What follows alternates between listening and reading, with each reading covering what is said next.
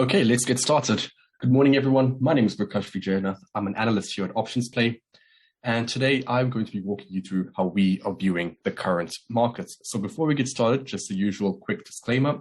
The types of securities, forms, and research tools used in this video are for demonstration purposes only and should not be considered a recommendation by Options Play or a solicitation or an offer to buy or sell any securities. This video is not intended to be used for individual tax, legal, or investment planning advice. So starting off with today's session, we will be going over the major indices, highlighting the key levels, and seeing where the S&P and NASDAQ and small caps could go from here, especially on what's turning out to be a few days of unpredictability and a bit of choppiness here in the markets. From there, we'll be moving on to fixed income, taking a look at yields, pulling back slightly, commodities as well, going over gold, breaking out of some certain key areas, as well as oil, where we are seeing a bit more of that continued consolidation. We'll also be taking a quick look at Bitcoin as well. From there, we'll be taking a look at the sector rotational model, seeing which sectors are outperforming and underperforming on a relative basis against the S&P 500. And I have two subsectors of interest for you today, and we'll end today's session with some bullish and bearish market observations. So starting off with the S&P 500, and if we take a look at the recent price action, kind of unpredictable, quite choppy. So last we spoke was last Tuesday. We had the retail sales number coming out, during the webinar actually, and we saw price did pop up higher above that 404 resistance level. But since then, price did very quickly reverse lower, and it touched the support area that we discussed last week exactly at 380. Again, that coincides with the 38.2 retracement level. So we can see here, there's some evidence of the S&P respecting its Fibonacci retracement levels. We did see a bit of a bounce yesterday, but already, futures are trading lower and does look like the S&P is set to open lower. So despite that initial bounce from the 380 support level, not enough momentum to really see a very quick reversal back to the 404 resistance area, and already setting the tone for bearish day this morning. And we may see a revisit back to 380. I wouldn't be surprised. Just overall we want to see more momentum for it to break above 404 for this to be a temporary bottom. Not seeing that evidence just yet. And, in my opinion, I do see a slight bifurcation as well between the technical and fundamentals and what you could call it the macro outlook. Because even though the short-term case here is still a bit bearish considering where it's set to open this morning, I do think, if you take a look at the weekly time frame, I do think price is now this oversold condition. The 50-period CCI is at minus 200, and it has been now for a couple of weeks. We have seen, multiple red candles in the weekly time frame, and that does lead me to believe we could be in store for a short-term rebound or short-term retracement higher. Again, 404 would be the key resistance area that I'll be looking at. If not, 428 would be the next one. But that's what I'm saying. That's why I'm saying that the technicals are starting to reach those oversold conditions. But when you look at the fundamentals, the two big themes driving bearish sentiment are recession fears, and of course rate hikes, which tie into inflation. And these do trump the technical side of the picture, in my opinion. That's why I still maintain my more bearish outlook here for the S&P. That being said, it's always good to know where those resistance levels are, because as you can see, we do tend to have these short-term relief rallies. Very difficult to time, but if anything, it provides a much better shorting opportunity. Taking a look at the NASDAQ 100, the tech-heavy NASDAQ 100, and one of the major predominant themes for 2022 is still rotation out of growth and into value. And in other words, this does mean a lot of rotation out of technology, right? Because the technology sector and the NASDAQ 100 is made up of a lot of growth names. That is why we are seeing the NASDAQ 100 underperform the other major indices. And if we take a look at recent price action on the daily time frame, we are again seeing that choppiness near the 300 key area. Price did reject 280 on Friday, started moving higher yesterday, but already set to open lower this morning, the last time I checked. And if we take a look at the weekly time frame, it provides a much clearer picture on where the next support area is, around 267, 270. So still, a bit of a drop here that can be expected for the NASDAQ 100. But again, like I said, for the S&P 500, momentum is definitely oversold on the weekly time frame. I wouldn't be surprised to see pullback or retracement higher over the next week or two, or maybe even more consolidation at current levels before we see a further move lower. Again, fundamentals do point to a further decline, but technicals are shouting, oversold, oversold, oversold. That's why it'd be very difficult to time a trade setup with the NASDAQ 100. You'd probably be wanting to wait for a move higher before looking for a bearish entry point. Taking a look at small caps, IWM, the Russell 2000 ETF. 2 weeks ago, you can see that small caps did again touch that 50% retracement level perfectly, in line with the pre-pandemic drop level. And overall, yes, underperforming the large cap names, but more recently, it has started to find some support. Over the last few sessions, it rebounded from that 170 area, the 50% fib retracement area, and it's still maintaining to stay above that, rejecting 172 on Friday, and starting to move higher slightly, set to open lower this morning. But overall, we're not seeing as much bearish momentum as before. But the trend is still bearish, right? We saw a big break of 188, failed retest of its 21-day exponential moving average. So sentiment still remains bearish. I wouldn't be surprised to see a revisit of this 170 area in the next few days or week or couple of weeks. Taking a look at the VIX. So VIX is concerning for me, and not because it's reached a 30 level recently, but because it's now staying at the 30 level. If we take a look at the, historically, what we see with the VIX, we normally see the initial spike to around the 35, even 40, but just above 30. We see these initial spikes and immediately a move lower, right? Price doesn't really stay there for multiple weeks. But more recently, we are seeing evidence of the VIX almost creating a new normal with high volatility and staying above the 30 area or maintaining near there, even though it's rejecting 35 or rejecting 38.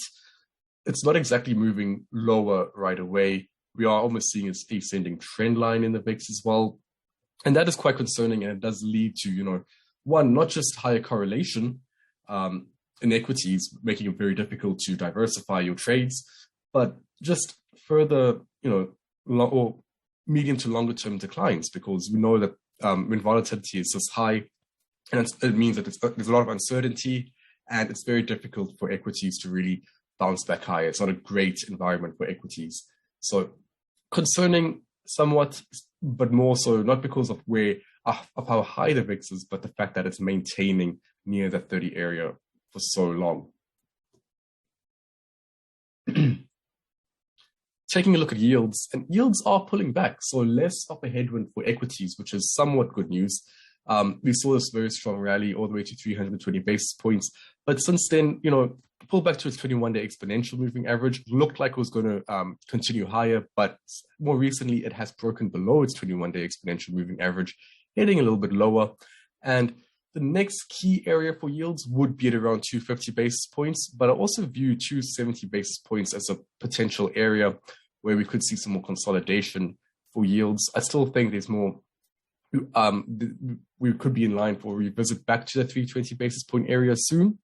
But for now, wouldn't be surprised to see, at least over the next few days, more of a base formation at 270 basis points. And what does it do for bonds? So the TLT bond ETF has been quite choppy recently. We highlighted this 112 area last week, and it did act as support, considering how severely oversold TLT was for a number of weeks. So we saw that initial reaction from that support area. And I did expect for bonds or for TLT to reach the 122 level, expecting a further retracement higher. However, and as you can see, that does align with a major resistance level in the past, but that hasn't really been the case. I mean, there hasn't been a lot of momentum in this rebound. Yes, price is staying well above 112, but we can see price is also rejecting that 118 level and its 21-day exponential moving average. Bearish price action yesterday, although set to open a little bit higher. And for those that are looking for a trade setup here for TLT, I don't think where it's currently at is a bad area to open up a bearish setup. I'd probably be looking at it more for credit spread, more for forgiving strategy for exposure for a move lower and a revisit back to major support at 112. But for a more conservative and a better risk reward entry, in my opinion, I'd be waiting for a retracement back to 122. That's more of a key area of resistance in the past, as you can see. And I think that will just provide a much safer entry point here for TLT. Taking a look at gold. So, we've highlighted gold now for the past few weeks, and ever since price broke below 177, which was this area of support, came back to retest it, failed, and moved lower very quickly to our 171 target, and even touched that 167, 168 secondary target that we had. And straight away, it bounced higher, back above 171, and looking like it is moving higher, retesting its 21-day exponential moving average again this morning. And a lot of this comes down to the fact that the dollar is pulling back from, very overbought area, very overbought condition. I'm still fairly bullish on the dollar for the medium to longer term. When you look at the fundamentals, especially relative to the other major currencies, the dollar there's a very bullish case for the dollar. But again, from a technical perspective, the dollar was so overbought that a pullback was welcome. And we are seeing gold react to that. As you know, it does move inversely to the dollar. So we saw the breakout above 171. And let's see if price breaks above this 21-day exponential moving average today, because if it does open the door for a revisit back to this previous support turned resistance level at around 177, 178. So short-term bullish view here for gold. And let's see what happens should it reach that level. So moving on to crude, oil has been, again, quite boring in the last few couple of months now. Actually, you can see this huge consolidation area here between 116 and 96, and it did look like there was a potential for a breakout in oil above 116. 116 was really the last area of resistance for that breakout. It broke above minor resistance levels on the back of China announcing, easing of restrictions and regional lockdowns due to COVID. And so that would expect, an increase in demand for oil. But that wasn't a strong enough fundamental catalyst for it to break above 116. And we are seeing, once again, price stay very elevated, which is, a plus for energy stocks, but still within this consolidation range. So it does look like a very strong fundamental catalyst will be needed to see a breakout or breakdown in oil. And taking a look at Bitcoin. So, Bitcoin, again, is at this key level and is managing to stay above this key level at around 29K.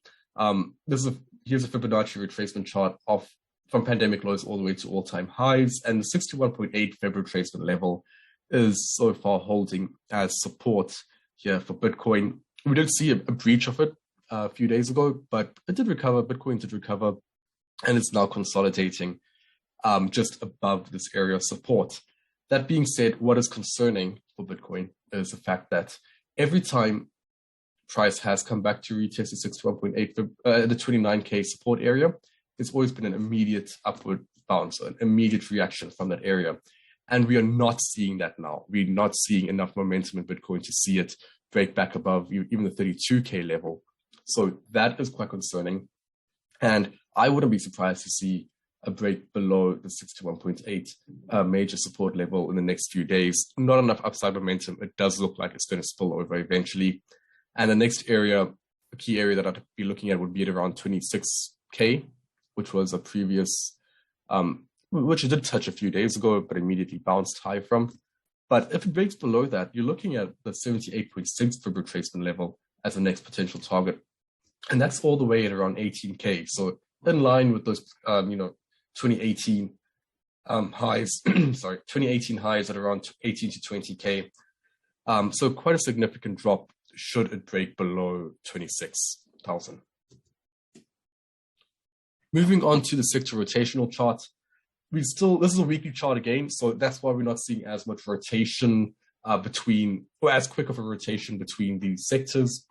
But again, it's always good to know what are the, taking a step back and taking a look at the major moves rather than looking at the day-to-day moves, where at the moment it is very choppy and not as predictable.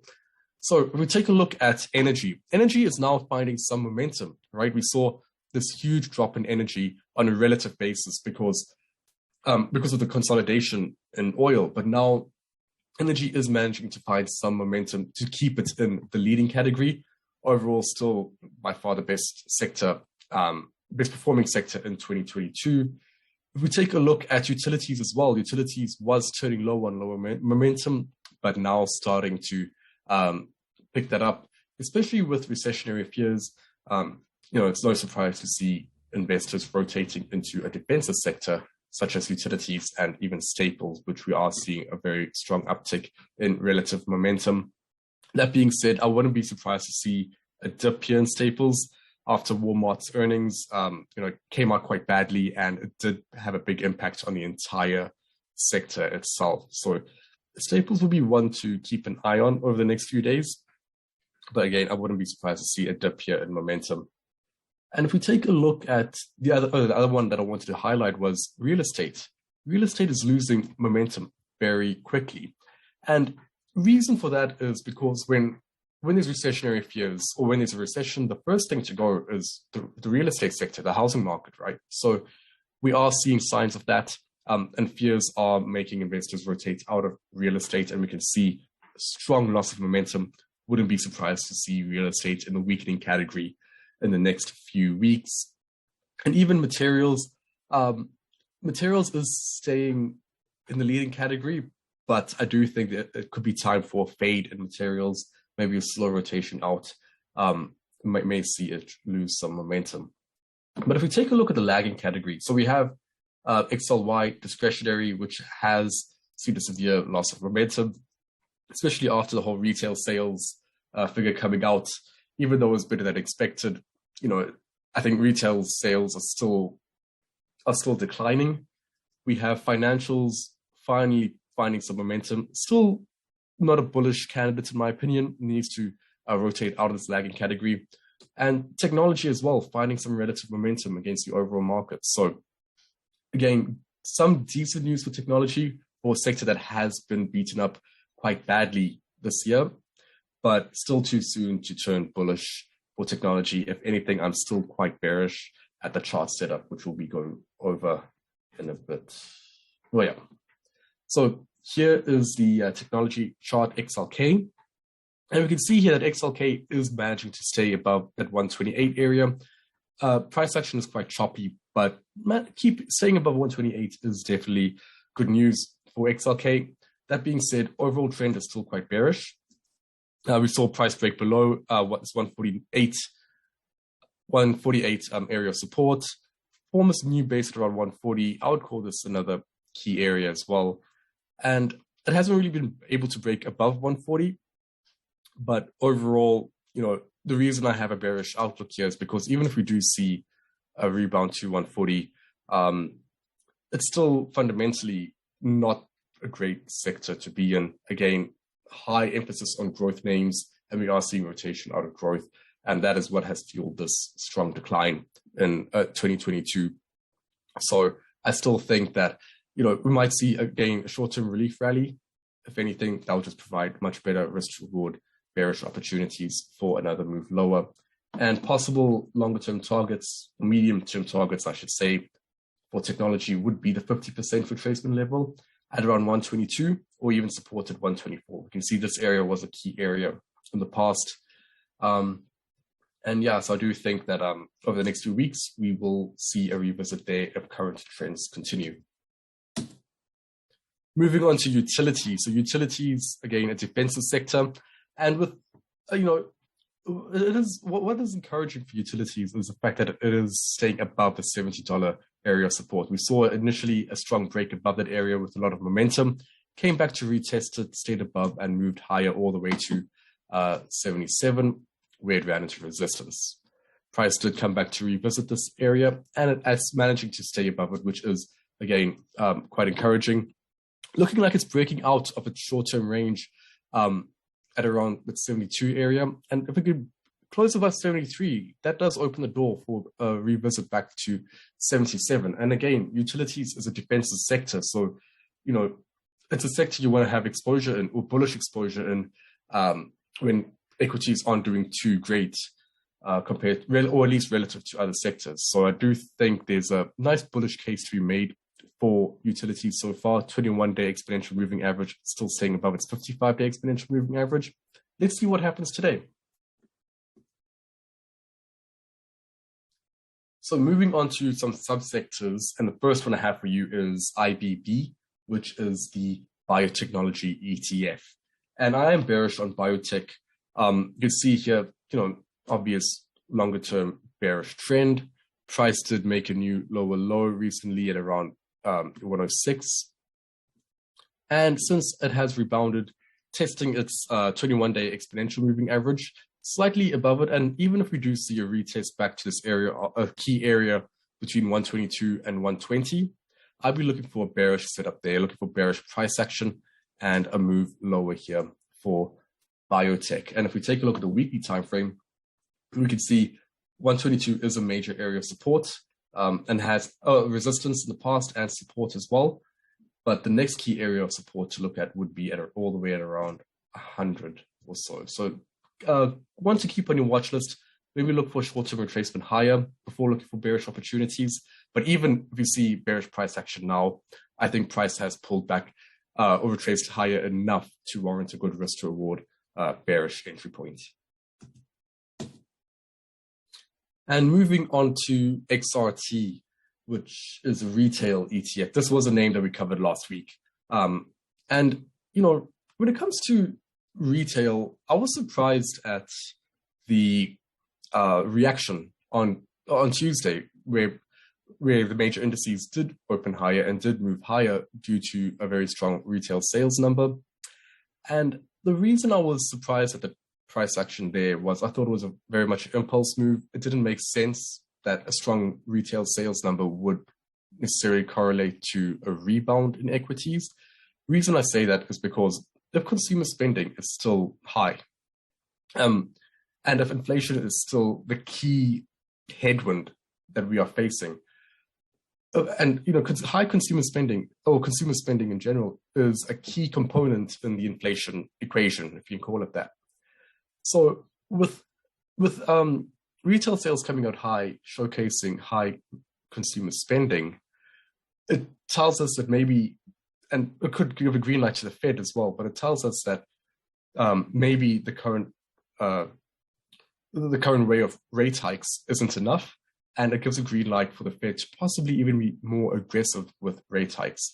So that's why I was very surprised by this price action with XRT and the major indices just moving higher on Tuesday. I really thought that we'd see a move lower, but we did see that the very next day, and we are seeing price head lower. So I do think in terms of potential target price for XRT would be at the 61.8 retracement level. So it's still quite a while to go. It's just above 55. So maybe look for another retracement higher for better risk to reward. That would have been a good entry point a few days ago at 68.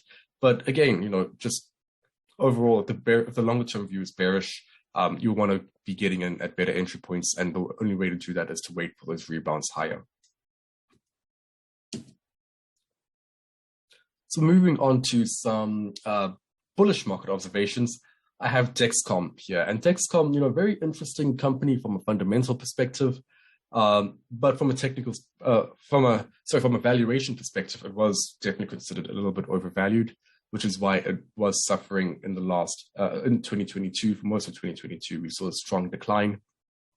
But if we take a look at the weekly time frame, it is now back at a major area of support at around 320, and it is managing to stay above that area. That being said, we're not seeing a lot of bullish momentum. But the reason I wanted to point this out as a potential bullish candidate was it provides a good risk to reward bullish entry point, right? You can see here price is very close to being oversold and has somewhat recovered. Managing to stay above 320 is key. It hasn't really been closing below 320 that often. And again, very good risk to reward bullish play for quick move higher. That being said, the minute Dexcom breaks below 300, you'd be looking to close a trade for a minimal loss. So that's why I wanted to showcase this trade to you. Nice, a good fundamental pick at a nice area of support. But again, let's see what happens over the next few days.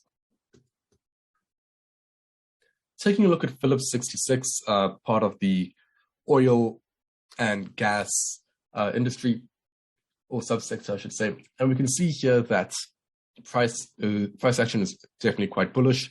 It's on a bullish trend, forming higher highs and higher lows.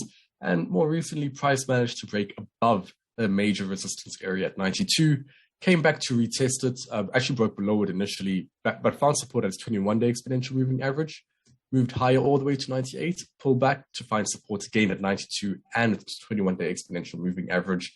Again, part of the energy sector, which is a very strong sector for this year. So I do think the recent pullback provides a good bullish entry point for a new higher high. Taking a look at the weekly time frame, the next area of resistance that I can see would be at around 105. Here, as you can see on the weekly time frame. And taking a look at American Waterworks, so part of the utility sector, which we did go over earlier, defensive sector, so a good sector to have bullish exposure in at a time of so much uncertainty. And if we can see on the daily time frame, price is managing to respect this area of support at around 146. It is still trading below its 21-day exponential moving average, so I do expect it to retest its 21-day exponential moving average today, or even the 150 area. But overall, still a good risk to reward entry point for a bullish play. There's a good bit of upside all the way to possibly even 160, which could be initial area of resistance, and even higher all the way to 172. And even on the weekly time frame, we can see that price is reacting near the 140 area of major support. Taking a look at some bearish market observations. First, we have here is ServiceNow, and again, strong bearish trend. Price did break below that 450 support area, came back to retest it and failed a few days ago. Sorry. And now it is starting to consolidate near this area. Not a lot of bullish momentum to see a rebound back above 452. So for that reason, I do think even here where it's consolidating, it provides a good risk to reward bearish setup. I'll probably be targeting a strategy more along the lines of credit spread, a bit more forgiving, and even if price does consolidate it for a bit longer, a credit spread will still make money. So that is the type of strategy that I'd be using for this type of setup. The next major area of support is all the way at around 365. So quite a way to go here for ServiceNow, should this trend continue. Taking a look at Fortinet. Fortinet, reason it's a bearish setup is because we saw this strong downward move, break below 285. It did find support just shy of 240, and we saw this rebound, an initial rejection or a couple of rejections at around 286, which was a previous support area. And even yesterday, price was looking like it was breaking out, breaking above its 21-day exponential moving average, but it has rejected that now. And again, from a risk reward perspective, excellent bearish setup. If price does manage to close above 286 for multiple days or consecutive days, that would indicate closing the trade. But there's still a lot of downside room here, or room to the downside, possibly back to this previous swing low near 240. And other than that, there aren't really any other key support areas, because we can see here that there was such a strong rally for Fortinet.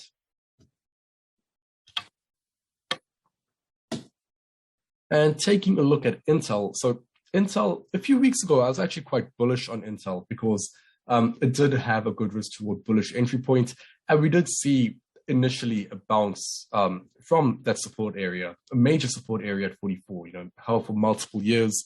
So we saw that initial bounce, but it did reject its 21-day exponential moving average, broke below it, came back to retest it and failed, and there is a lot of bearish momentum here. Even though yesterday was a bullish day, price is set to open lower this morning, and overall, it does look like it's heading down to the 38.5 key area. And taking a look at CBRE Group, which is part of the real estate sector, and like I said, real estate from a macro perspective isn't in a good place. So, again, we see a strong bearish trend, but there is some consolidation at current levels. Price is rejecting its 21-day exponential moving average and this 82 area, which provided a minor area of support in the past. So again, not a lot of bullish momentum in this consolidation range. And I think there's still a lot more room to the downside for CBRE, although we may have to be a bit patient for that. I do think there's potential for it to reach the 65 area, especially with all the recession fears that investors are currently having. Okay, and with that, that is all I have for you today. Thank you so much for joining me. I hope you have a great day and a great trading week ahead. Goodbye.